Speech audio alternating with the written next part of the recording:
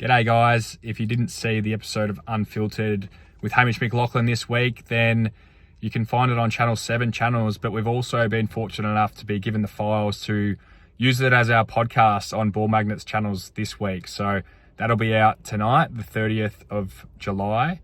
And for a change up, it's Hamish interviewing me. So I won't be the interviewer for this particular pod, but it was a great chat with Hame. We get pretty deep into my times at Sydney, Hawthorn, Collingwood, everything in between. So if you want to check out the extended version, head to our channels, Spotify and YouTube on Ball Magnets, and I hope you guys enjoy. Was it always going to be football? It was always going to be footy. It was ingrained in me since I was a kid, with Dad obviously playing over 200 footy games at AFL level, and I was that young kid in the locker room running around. We see plenty of them in today's game at Collingwood, but nagging the likes of Kudo, who was my favourite player at the time, and then my first junior footy experience was playing with Jack Viney and Toby Green, who have both had amazing footy careers, and we still have a great connection today. Did you always think it was going to be what you did? Was there any grave for you? I know there were some hurdles, which we'll get to, but I'm going to play AFL football. You weren't contemplating... Yeah, that was the only option. People Right. always ask me today, what would you do if you didn't play footy? There was no real plan B. I guess you do have some doubts, and I think a crossroad for me was under 15s footy, where I'd had a really strong junior career to that point, and then that was the time when you can try out for state teams and things, and I missed out on the state Victorian team. Toby and I actually headed out to, I still remember, we went out to the tryouts together. There was one at Punt Road, one at Whitten Oval. We both missed out, and so that was a realisation, maybe it won't work out, but the following year things changed in a big way and for the better. So you miss out, Toby misses out, you move to Western Australia because your dad's a coach at Freo, and you work harder than you've ever worked before. Yeah, so I moved to Perth with the family, and the only person I knew was Ben Danaher, because Neil actually at the time moved to West Coast. So I knew Ben a little bit, but he was probably the only friend I had for a whole summer. So I dedicated that whole summer to training and preparing to try and make the WA state team at under 16s level, and Dad was training at Freo, so I would go down to AFL training sessions and sort of be around and just pick up on things. And by the end of that year, I was very fortunate. I had 2 AFL contracts on the table as a 16-year-old kid, which was pretty incredible. I still pinch myself today that was the case. So you made the WA team, but you didn't just play well. You're the MVP of the carnival. Yeah, I guess that was the coming out of who I was. No one probably knew who I was prior to that, other than I was Barry's son, but Yeah. I had a really good carnival. And I think due to the fact that I was able to go as a father-son, I had the option of signing a contract earlier than any other kid, I guess. I was in a really unique position where I could go as a father-son knowing that I could potentially go there in 2 years in the 2011 draft, and obviously the Giants coming in that year as well. I had a contract from the Giants, who had a lot of draft picks then too. So it was an incredible turnaround in the space of 12 months. So going back to the under-15s, what didn't you have? Why were you overlooked? What didn't I have? I think it was a bit of confidence, to be honest. I think for any kid watching in those moments, there's so much talent around you. You have to almost will yourself and put yourself on show. I think I probably took a little bit of a back seat, was probably a little bit intimidated by the bigger, more confident kids, and wasn't ready to step on any toes. And Toby was quite similar too. He was quite a shy guy. Like, he's still quite shy. You would know when you talk to him. He's come such a long way in his leadership and the way he speaks and delivers to camera, but that wasn't always Toby. He was always very shy like myself. So we were sort of 2 talented kids, but we sort of just 2 that took a bit of a back seat until our time came, and we thought we want to make this a career for ourselves. Incredible to think that in the under-15s, an All-Australian captain and a Brownlow medalist were overlooked. Yeah, well, I'm sure there's plenty of stories out there like that, isn't there? And it goes to show for any aspiring athlete watching that Don't give up. Don't give up, yeah. There's opportunity that comes late, and even guys that are mature age recruits, there's so many good stories in the AFL. Some guys don't get picked up till they're 25 and have amazing careers and do amazing things. So everyone's story happens at different rates, but you have to just stay in the fight. So being Barry's son, there's a weight that comes with the name. Did you ever, or were you aware of it? A little bit. Yeah. I was aware that he played some pretty good footy, and he would often laugh about walking around the house, 221 games, all Australian, BNF, and it was a bit of a joke, but he still does it every now and then today. But yeah, I was aware that he was a pretty good player, and I guess growing up you associate with his friends, guys like Diesel Williams and Sticks Kernahan and these guys. So to me, they were just normal people. But when you're in a public setting, you realise that these guys are getting a lot of attention, and you realise they were pretty special players. But when you played, did you feel like I've got to be good because I'm Barry's son? Or you're a bit oblivious to that? Because there's enough pressure anyway. But then I always think about Gary Jr. Yeah. And I always think of Agassi and Steffi Graf's kid will be expected to be incredible. And if they're not, what does that do? Yeah. So I never felt the pressure because I never had the pressure from Put on. Dad or anyone. That was just go do what you love great. to do. But maybe that would be at a whole nother level if you're Aware Gary Ablett's son or if you're Peter Daicos' son. Like, I feel like that would amplify it a lot more. Yep. I don't think Dad was as good as those guys, unfortunately for him. But yeah, maybe it plays a little bit of a factor, but not to the level as Gaz Jr. Like, that would be really hard.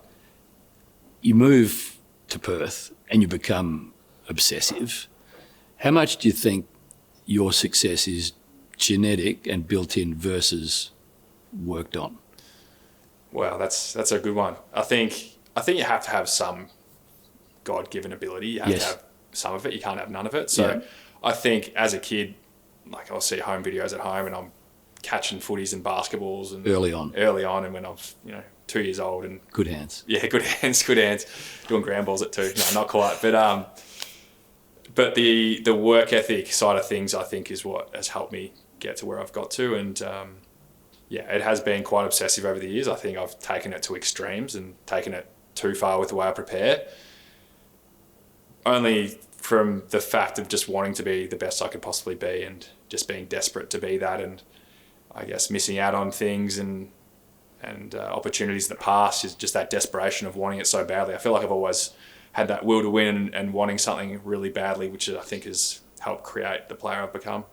We'll get to your obsessive nature in a moment, because I don't think you'd be playing again without being as obsessive as you are. But going back to the contract that you were offered, is it true the Giants' contract was enormous, but you chose sort of the stability of an established club versus the unknown? Yeah, that's true. It was. I remember when I was 16 going to visit both the Swans and the Giants because they both wanted an answer to start planning for their next moves. And going to the Swans, you knew what you were getting. There was Adam Goods, Jude Bolton, Jared McVeigh. I remember their pitch. I was walked out onto the SCG at night time, and I was with those three, maybe one or two others, and they pretty appealing. Played a highlights tape on the SCG. I said, "This is a movie. This is not real." Yeah. That was pretty much enough to get me over the line. Went out to GWS and had some really exciting plans out there too, but it was sort of hard to vision how it was going to look. The stadium wasn't built and things like that, and they've obviously been an amazing club too, but the financial component was enticing, like for a really young kid having a contract with numbers close to $1 million a season after your first 2 years that are set. It wasn't quite that, but it was close. It's like, wow, a 20-year-old kid could be earning that. Whether it was deserved or not, I don't think it probably was. But I decided to go to a club that was established where my dad played, and was happy to take a much smaller offer to stay where I felt most comfortable. So you had 5 years there, and it was, like most football journeys, an unbelievable roller coaster. No games in 12, break your leg in a semi-final in 13, 14 get dropped in round 23, emergency for the grand final, play 15, play your first grand final 16 and lose. It's like, there's been a bit going on here.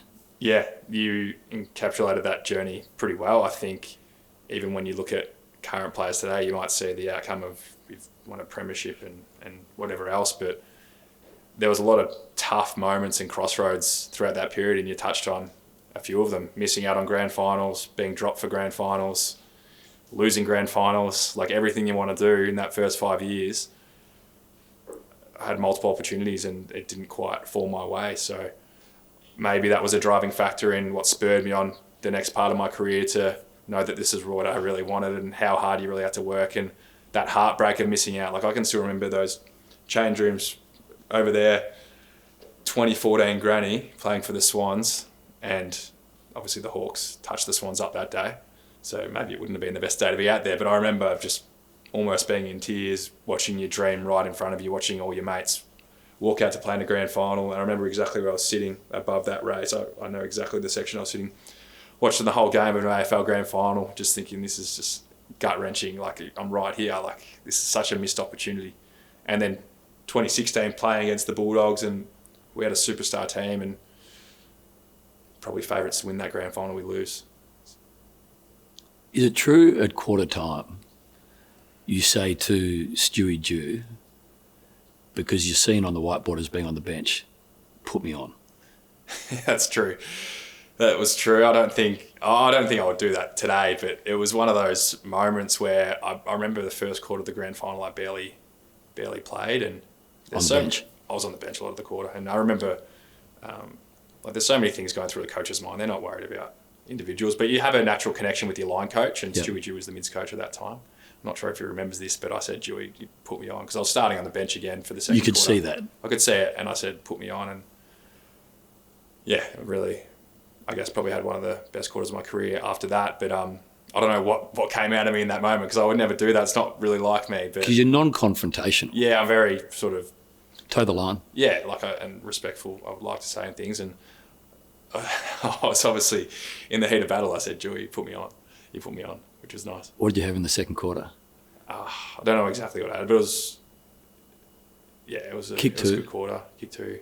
14 or 15 or something. Had a bit of it, but Joey Kennedy was the one that really lit up the G that day. I think he ended up with 3 goals and 35 touches. If we won, he would have won the Norm Smith, but it's pretty special playing with that midfield. We had Parker, Hanbury, Kennedy, McVeigh, Jack, all have been All-Australians in their career, and that was our midfield. And as a result, hard to get games of football. Yeah. Well, and I remember at the time, everyone was talking about your numbers playing in the seconds. It's like you had 64 and 4, and you wouldn't be picked the next week. So we were all surprised. I can't imagine how difficult it was for you producing the numbers you were producing, doing what you need to do, and not getting in. It felt a bit helpless at times. It felt almost like there was nothing you could do. And I understand, on reflection, the side they were coming from too. Like, the team was winning, great midfield. I understand, like, why would you change a winning formula? So maybe it was just a bit of timing, and eventually I did break in, but there was a couple of years there where it was really difficult playing in the NEAFL. I would have churned out a good 30 or 40 reserves games when I felt AFL ready. Yeah. But I had to just bide my time and learn some tough lessons and just hang in there for the fight. And eventually it did turn. But I remember the bus rides to Canberra. We had a great time, don't get me wrong. Timmy Membry's a good mate of mine. We did a few bus trips to Canberra in the Swans days. And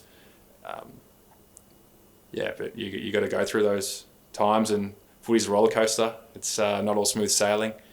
There's challenges everywhere, and that was part of the journey for the first 3 or 4 years. So you're sitting there thinking, I'm good enough. I think I'm good enough. Why doesn't anyone else think I'm good enough? It's quite a great insight into what you've got to have as an athlete and what you've got to be able to see inside. You have to have self-belief, I think, in this game. And we've spoken a little bit about it before, but we're in an industry where there's a lot of scrutiny, a lot of pressure. Yeah. It comes from everywhere when things aren't going well. Like, I feel for Cooper at the moment, who obviously we're very close to, and he's got people coming at him from everywhere. They're obviously not winning at the moment. He's the front of the club. There's challenges everywhere. You have to have that self-belief and inner strength to just keep going. And that's like with anything in life. Obviously, you've had your experience of it with your daughter Miller and family experience, which is bigger than footy. But I think having resilience and perseverance is bigger than anything in life, just to find a way to keep going, because it's tough. It is tough playing AFL footy. You better now at blocking out the noise? Better, but still not the best at it. It affects you? I think so.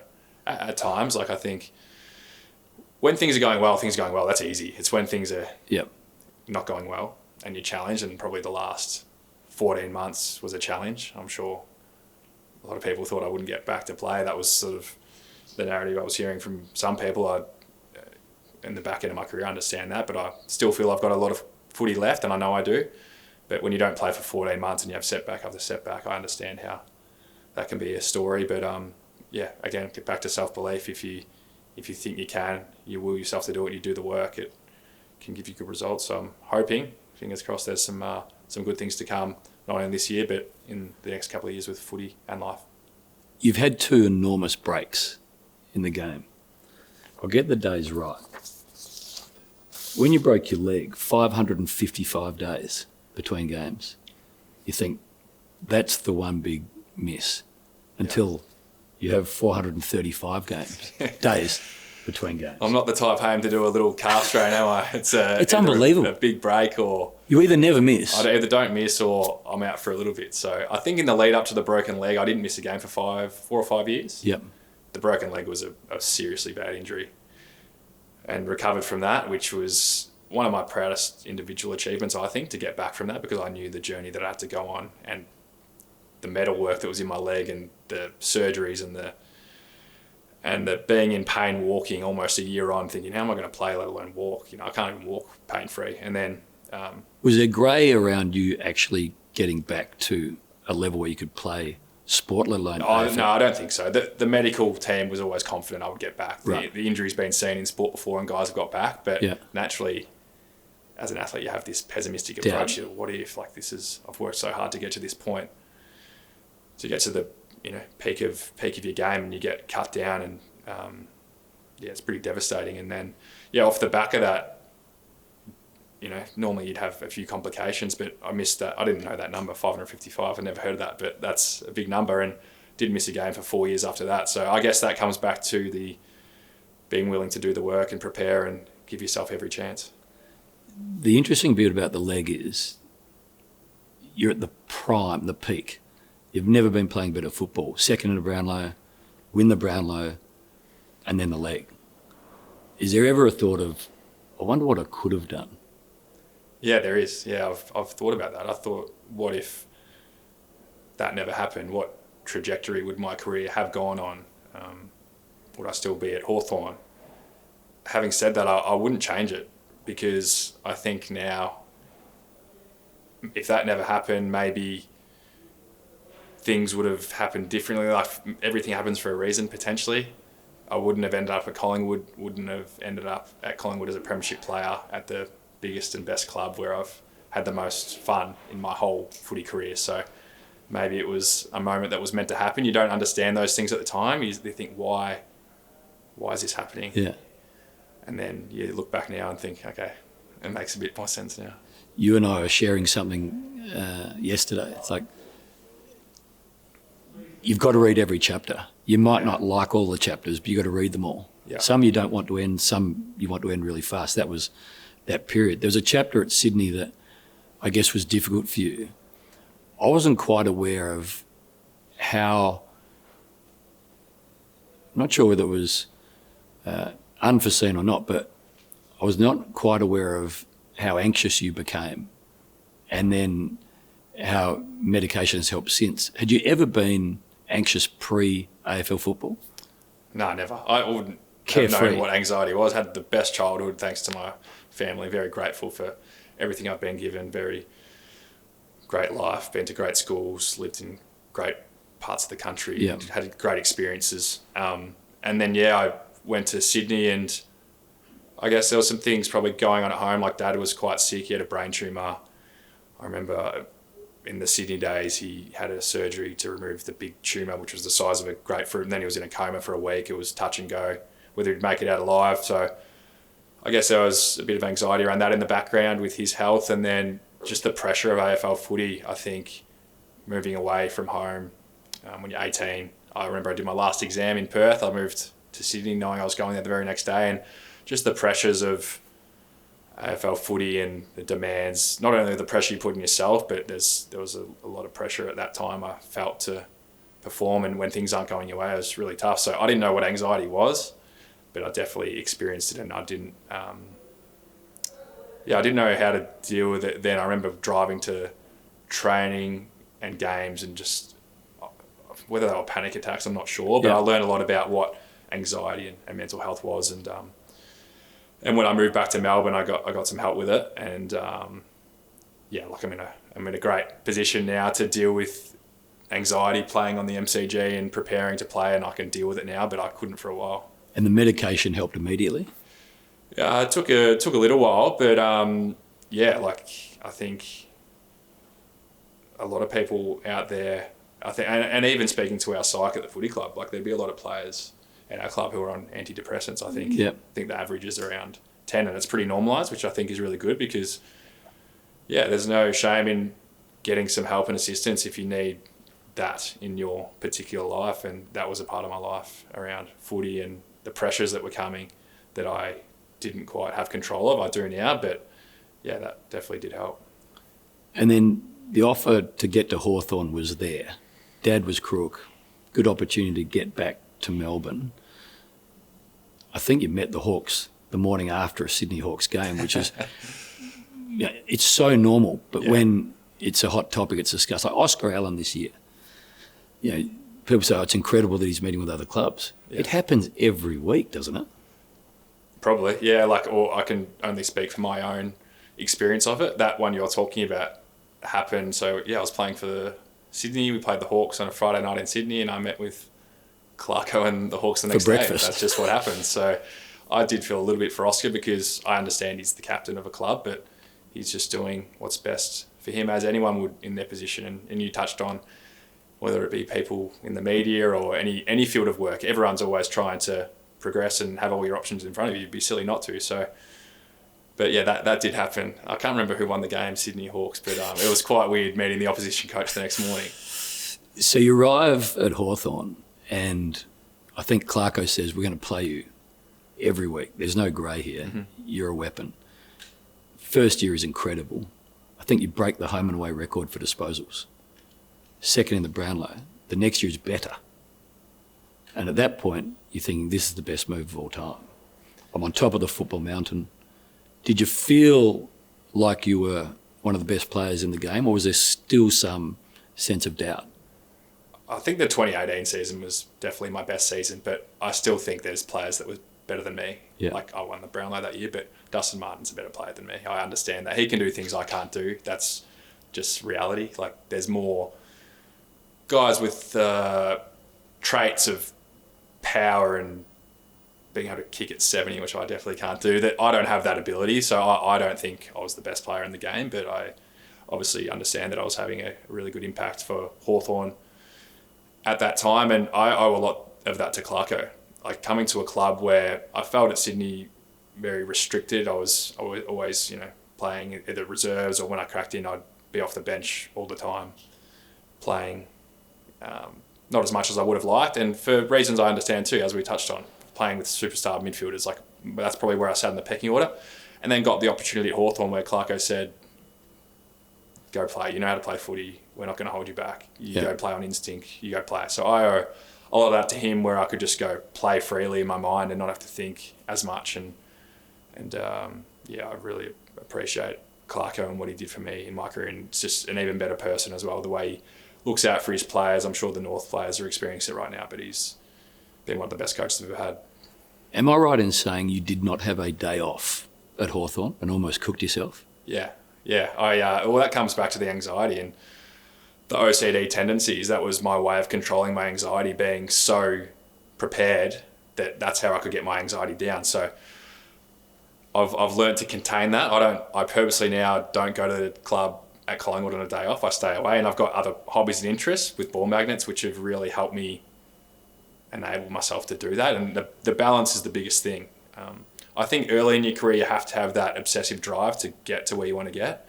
And I think once you've figured out what works, then you probably need to pull back and find a balance in your life. But yeah, those years at Hawthorn, I was there every day off, which was normally a Wednesday. I'd get there at 7 or 8 a.m. and wouldn't leave till 12, 1 p.m. So I'd be doing an extra 4 or 5 hours and then be the first day there again the next day doing all sorts of things that probably weren't helping me. Probably doing 1,000 gram balls a week. But it was that obsessive drive to calm my anxiety, but also I wanted to be the best. So when did the balance change where you thought days off at the club aren't actually good for me? There's got to be a better way.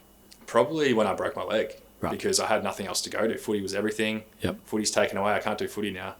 I struggled to watch because all you want to do is be out there with the boys and playing on the G, and I needed to find some other interests, and thankfully myself, Cripper and Lockie got together in the COVID year. We sort of planted some seeds in 2019 that we were always pretty close and been through similar journeys, through similar draft agings and things that we wanted to do something together post-footy, and we planted some seeds, and then 2020 was when we started to really get together and see what we could do. So you and Lockie and Patrick Cripps now, with Josh Giddey, have an outlet where you do a lot of podcasts. You do, and it started with an app where you could learn how to become an AFL player. When you forecast it out, it could become anything. You've got three of the greats of the game with someone who's dominating in another code on sort of the global landscape. It's like, where do you want it to go? Yeah, we make sure whenever we get dinner, Giddy gets the check. He's about to sign a We can buy the restaurant. $70 million paycheck for the Bulls, probably. But yeah, we don't really know where it's going to end up. All we know is that we're really passionate about what we do, and multiple podcasts together. We're getting more into the basketball space with Josh Giddey. You know, we did have the Ball Magnets app, but we've sort of moved away from the app. We want to make something that's more, I guess, simple to access and use. So the Ball Magnets website will have more training programs coming out where aspiring athletes can train like the heroes. That was the initial plan of what we wanted to do. Yep. And I guess through the podcasting, we can voice lessons we've learned and pass on our knowledge and intelligence through what we've learned at professional sporting level to help the next generation, players, coaches, whoever they may be. Must be nice when you and Lockie and Cripper are doing a podcast and you can actually dictate the narrative. Talk about stuff that you want to speak to, as opposed to, I mean, Cripper at the moment, there isn't a question that he gets asked that he's enjoying. Not at all. And that was, we've been doing a show for the AFL called On the Inside, where it's the three of us through the assistance of Gatorade, where we're talking about topics we want to talk about. We get a framework, but we'll say, nah, that's not for us. We don't want to be political. We don't want to create a headline. We want to pump players up. We want to celebrate a lot of good. And that example used of Cripper, he said to us, boys, I'm getting hounded with questions around Carlton. Can we not do that? And that's the power of having a player-driven platform, that we can dictate what we want to talk about and what we think will be useful for people in the audience. Yeah. Hawthorn, incredible years, and then you part company. You and I have spoken a little bit. Sometimes a relationship is good, but you know it's coming to an end. Is that how it felt at Hawthorn? A little bit, yeah. And I loved my time at the Hawks. I loved that club. That was some of the best years. And same as the Swans. Some of my closest and lifelong friends are from the Swans. So I loved each chapter. They were amazing periods of my life, and both clubs are amazing. So they looked after me so well in my time there. So I really appreciate everything both those clubs did for me. But you're right, things like anything, a relationship in life or footy or work, you get a feel that things are changing. And I had a feel at Hawthorn in 2022 that things were changing, and you could just feel it and sense it. And thankfully, an opportunity with Collingwood came about. So you moved from a club you enjoyed to a club that seemingly, from my perspective, you've never felt more comfortable at. Yeah. I mean, just you and they seem like a great fit. Yeah, it's an amazing club, Collingwood, amazing place. And yeah, Graham Wright played a key role in helping get me to Collingwood and Hawthorn. So thanks, Righty, for both of those. You'll be at the Blues next year. Yeah, hopefully not. Hopefully still at the Pies. But and then I think a huge credit is owed to Fly. Just, you've done obviously Unfiltered with him, and you know the quality of human he is, and that's been the biggest learning, is just from him as a mentor and just being around him, and how much of a good person he is. He values every single person in the organisation. He involves everyone in meetings. We celebrate everyone. Everyone's equal. And just this whole different approach of, the club doesn't have to be run doesn't have to be run as firm and as serious. It's very lighthearted. It's a different approach. And from what we were chatting about yesterday, Geelong have a similar model where it's, you drive your career and it's going to be a fun place to be, but you do the work, and a lot more autonomy. And I've loved the last couple of years at Collingwood. It's been, life-changing experience. I mean, the 23 Premiership, it was sort of a magic carpet ride. There's so many games that could have fallen either way, but that's what you need, that in life. You need the luck. to end up, exactly where you want to be. You'd played in 16 and you stood out here devastated. Give me the contrast. It's that when that siren goes, it's pure elation. Yeah, I still remember exactly where I was on the field and Where were you? Just on this forward flank here, and the first person, I remember falling to my knees and Steele side bottom. If there's actually some great footage of Steele, he's running around by himself because he's on the fat wing, and then he runs to me on the ground, and he was the first person I saw. But that's just the feeling you want in footy. That's the feeling you're chasing every year, and that's I would love to be a part of again. And it's just the best feeling in the world. Well, you'd been dreaming of that, I guess, since you were in the Carlton change rooms idolising Kuta. Yeah, very much so. And when you see so many opportunities right in front of you pass, like you touched on some of them, but 2012, the team wins the grand final, you're not a part of it. 2014, you get dropped for the final, so you miss out on playing in the grand final, you don't win. 2016, you get your opportunity, you lose. Hawthorn, I remember 2018, we finished in the top 4, we went out in straight sets. 2019, you break your leg, you miss a whole year. It's a journey of a lot of setbacks and heartbreak to get to the moment, which makes it worth it once it does happen.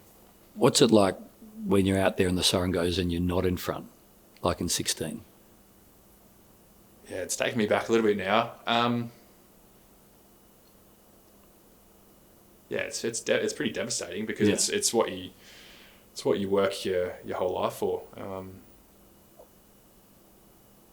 I guess you'd rather be in the arena than not. You'd rather be out there than. I understand the Swans. They've had some big grand final losses, but credit to them for still making there and putting up a fight. Like, you got to get there. You got to still be one of the best teams to get there. You'd rather be out there than not. But it's nowhere to hide out there. It's not. Yeah, you don't want to be on the losing end, but someone has to lose. Did you think after losing and then doing the leg, maybe a premiership isn't in my tea leaves? Yeah, 100%. I thought in my years at Hawthorn, I never thought Collingwood was a possibility. I'll be honest, as a kid, they were the team I hated, Collingwood. I was a Carlton fan growing up, and now I love Collingwood. It's I remember thinking at Hawthorn, like, would I be content with my career? I don't think I'm going to win a premiership here. The way, just in the back of your mind, you have these thoughts. I never verbalised that, but the back of my mind, probably will never win a premiership. But like, that comes back to you just got to hang in there, and things can change quickly. And for any player, any team, things can change. You just got to have that belief. You've seen some incredible leaders in your life. Anyone that speaks about Fly speaks with genuine enthusiasm about his uniqueness, but his ability to connect quickly. Did you do that with you? Yeah. I had a relationship with him, not a very close one. He was working with the forwards at Hawthorn, and I was obviously a midfielder. But I think you can see when you talk to him, he just has genuine care for people. And I think that when that comes first over the footy aspect, that's when I think players will do anything for their coach. When you know your coach genuinely cares about you and has your best interests at heart, you'll do anything for them. So I think that's just who he is. I don't think he's fabricating any of that. That's just who he is. And then I think that's why you just see so much love and praise from the playing group towards him. And that's for all of our coaches. We're very lucky to have the environment we have, and the whole club, staff, everyone. We're just in a privileged position where we're just, very well looked after, and you just want to return the favour. There's a few good sounds in football. Silence of Anzac Day, you've got to experience. I mean, it's incredible. The Collingwood chant, I can't imagine what it's like when you're playing in the jumper here with 100,000 chanting. Yeah, nothing like it. Nothing like it. We played an away game against the Gold Coast on the weekend, and the Collingwood chant was going for an away game. So they travel far and wide, the Pies fans, and we love them. But like you said, 100,000 at the G. I think that prelim final in 23 was the loudest I've ever heard at Footy Stadium. Yeah. Or maybe the 16 granny, actually, when Tom Boyd kicked that goal. That was loud too. Felt like the stadium was shaking. I remember feeling like I was in a video game. That's what it felt like. I was like, this doesn't feel real at the moment. It felt like the crowd was moving, and I was like, this is insane. But some of the Collingwood chants that you hear in those big games are spine tingling. it's going to be pretty hard when it finally ends, whenever that is, to find something as good. Definitely. And I think that's why probably a lot of players struggle post-footy to replace that. So I think preparing for life after footy is important, knowing that you're going to not leave any stone unturned and squeeze every drip out of the lemon that you can. But I think having an awareness of later in life, whether it be, even understanding the importance of concussion and how players are getting so well looked after these days, you need to have an eye on the future, and also understanding that footy is going to be hard to replace and having some things in place to fall back on, because I think a lot of players do struggle with leaving the game, from what I hear. Yeah, I mean, your father played in an era where it was almost encouraged to attack the player in a way that now is condemned. Yeah, badge of honour. Yeah. Yeah, and, you look at whether it be my dad or peers of his who played in that era and run into a bit of trouble due to concussion and have issues later in life. It is pretty scary. Have you spoken to your old man about it? Yeah, it's a real thing. So yeah, hopefully all the players that give a lot to the game can be well looked after, because a lot of them are really struggling. Your preparation is legendary. Anyone who I speak to about you says there's no one that does more. I think I'm right in saying you're 3 kilos lighter now than you were 12, 15 months ago. You've put things into your house that not many do. And the recovery from your latest injury has been largely as a result of the day-to-day minutiae. Give us an insight into diet, body, ice baths, saunas, the more. Yeah, the more. I think all professional athletes do a lot. Some do more. Some do more. Yeah, like I've realised that probably this latest setback of 14 and a half months, your career's at a crossroad. It's like it comes back to, okay, how about, do you want it? Are you going to do the work? Like I had to limit how many steps I could walk per day with a foot injury. So stuck on the couch, I'm like, okay, well, the inroads here are going to be diet. I need to stay lean. I need to actually get leaner than I've ever been before, because the weight's going to be going through my foot. So that was a sacrifice I made. So I did a lot of work on diet and had that aim of stripping down. Like I was never really super heavy, but just being dynamic, because I wanted to, the first game back when I got an opportunity to get my chance again, I wanted to be ready. You have to, you might not get many chances, so you got to take them try and take them when you can.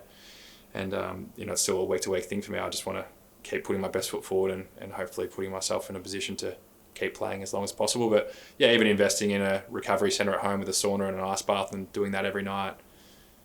Yeah, I think there's so many things that are ingrained in what you do on a daily basis that I consider them normal. That I guess if you verbalise it out loud, people would say that's pretty extreme. But everything I'm doing every day is I'm walking a certain amount, I'm eating this amount of food. It's pretty. It controls your life a bit, but it's what I love. Do you ever have a chocolate bar? Yeah, I do. Yeah, you still need to treat yourself. I think post game. Once every 3 years. No, I'm not a psychopath. I actually had a block of chocolate last night.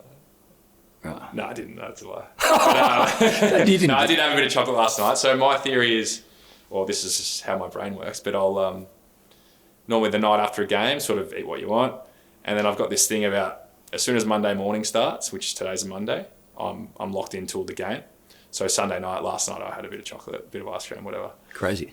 Yeah, psycho. Yeah, crazy stuff. But I think you need to let your hair down, and whether people do that different ways. If you want to, some guys want to go out for a drink, or you need to go out for a nice meal, or eat a bit of junk, just to keep yourself sane to hit that Monday morning. Well, that's what it is for me, and lock in for the week. You good on your own numbers? What do you mean by that?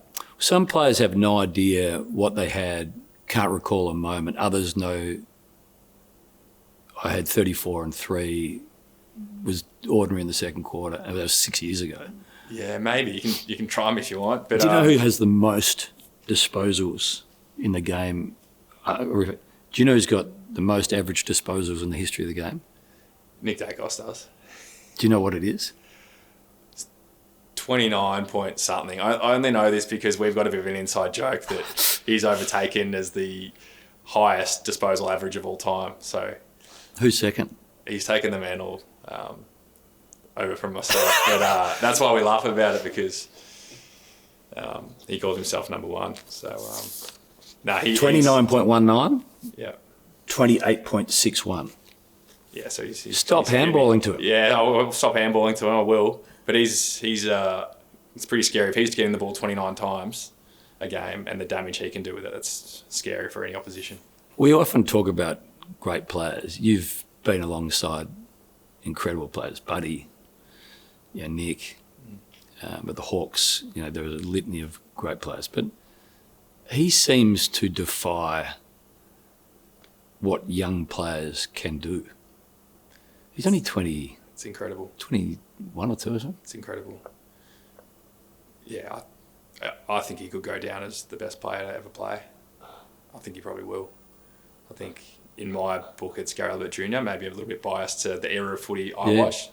Obviously didn't see the players you would have seen through the 80s and 90s era, but Gary Ablett Jr. I think is the best player that's ever played. Played with Buddy, he's right up there. Played with Luke Hodge, played with Pendles. These guys are all up there, but I think Nick could keep all of them when it's all said and done. And he's now becoming a prolific contested mark player. He had two. He had 2, which followed his 1. So he's got 3 total, I think. Yeah, that was in the Carlton game. Yeah. That was mentioned by a few of us walking off the ground. I said, how many did you take today? He said, 2.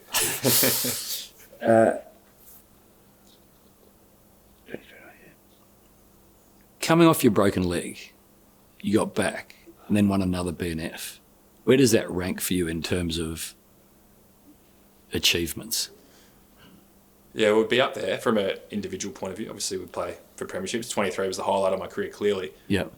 2020, so that was the year I returned from my broken leg. I felt like I was playing on one leg. That's what it felt like. If I compare that to how I feel now, I haven't seen vision of myself, but I remember running around and feeling like I was playing on one leg, having no power in that side of my body. And I got through the year and played okay.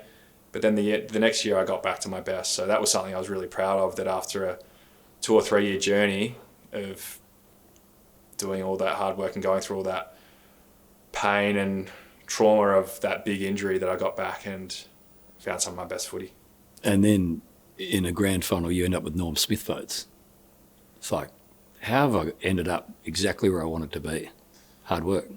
Yeah, that was, again, a very special day. One of the most special days of my life, being a part of a premiership team for Collingwood. Who would have thought that? And being able to contribute on that day is always nice as well. But I think bigger than that, just being a part of a team and winning. And I think the most special moment from that day was, Pendles actually said they did it in 2010, where the stadium was empty, just the players went back out on the field and we circled up around the centre circle and everyone shared what this moment meant to them. And there's some pretty deep and raw experiences shared from Mason Cox, who's come from America, and Collingwood's like his second family, to guys that have been there a year, guys that have been there for 15 plus years, and just really special memories and bonds that'll last a lifetime. There are some extraordinary stories. I mean, Jeremy Howe and I were speaking the other day. I mean, his career's at the crossroads in March. He's circling up in the middle of the G with you in September.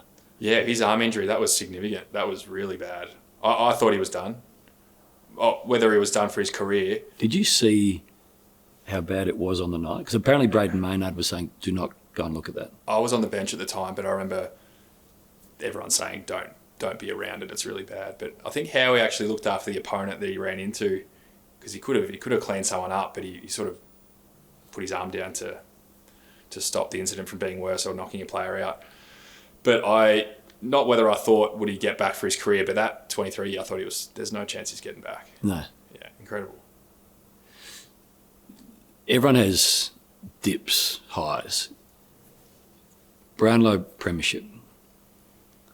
Do either of them change you, fulfill you? I remember speaking to a swimmer and she said, I thought I'd be happy when I won World Championship. Wasn't. When I became the fastest swimmer in the world over that distance, wasn't. When I won the Olympic gold, wasn't. Yeah. And I realised the journey was as important as and she said, actually, they're not the happiest of days. And then you speak to others and say, including the birth of my children, best day of my life. Yeah. Where does it sit for you? So I don't think they've changed me as a person. Like, Yeah. I pride myself on always trying to be kind, respectful, and give everyone the time of day. So I don't think those achievements would change who I want to be as a person. Yeah.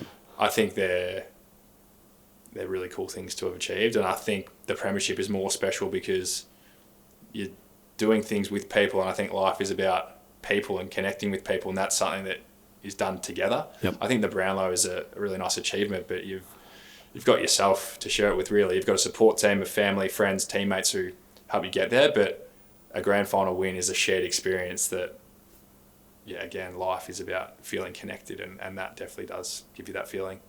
What about the lowest moment you've ever had in football? Whoa, lowest moment.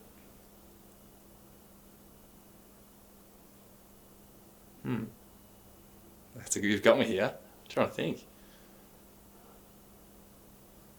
There's not one moment that sticks out, but as you mentioned, everyone has their footy timeline. I can almost pinpoint every 2 years there's been a really tough moment, whether it's playing consistent reserves footy, whether it's breaking your leg and being out for 555 days, whether it's missing long periods, or there's challenges everywhere. There's not one that stands out, but I think when you come out the other side of them, that's the really rewarding part. So, that sort of helped me get through this last chapter, which has been a challenge, but hopefully I'm coming out the other side and give me appreciation just to play footy again and loving just playing.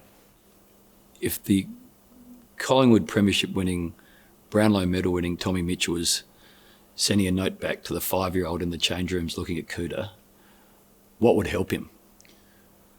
What would help is to say to enjoy the ride. I know that sounds like such a simple thing, but I think that desperation and wanting to make it so badly, sometimes you take it really seriously, and I think you have to take it seriously to be good at it. But I think being able to smell the roses along the way and enjoy the good times, because before you know it, they're gone. And I think at Collingwood, Fly, another thing he talks about is having deep wins, shallow losses. Like, live in those good moments, because that's what life's about. Like, live in it, like enjoy it. Don't be like, all right, next achievement, on to the next thing, next achievement. So I think that's what I would tell myself. Live in those good times, feel it, feel good about it, and then when it's time, move to the next thing. Has it gone quickly? Yeah, really quick. I'm trying to keep up with the lingo, all the young boys coming in to the locker room these days. I don't even know what they're talking about. They're speaking a different language, but it's 32 now. So Lockie and I were on a podcast this morning talking about that. Lockie Neal and I. We've been playing in the system for 14 years now, and pretty incredible that Pendles is up to season 20. I'd love to be able to do that. I think he's one of one, but 32, but still got a bit left in the tank. Last one. When you think about the last game of this year, 2025, and you think about what could happen, what do you immediately think of? I think you know. But tell me what you immediately... I think of Full House, black and white, and then you think of the siren, and you think of what happens next. Where are you? Well, that's been a driving factor in the back of my mind throughout this last 14 plus months, thinking about that. That's through the dark times. That's the thought that keeps you going. Yeah. So whether it happens or not, time will tell. Obviously, we've got a great team, and we have to keep fighting and keep playing good footy, and our team's going to have to keep winning and put ourselves in a position to hopefully be in that spot. But it's what you dream about. Would love to experience it again. It's been what's in the back of my mind, and just the thought of that being a possibility and just being in the fight is enough to just keep chugging along. The carrot. The carrot you might not get to, but you just keep trying your best. I know there won't be any stone left unturned. You're an inspiration to watch prepare. Love watching you play, and I enjoy our chats. Thank you. Loved it, hey. Thanks so much. Appreciate it. Thanks, Tommy.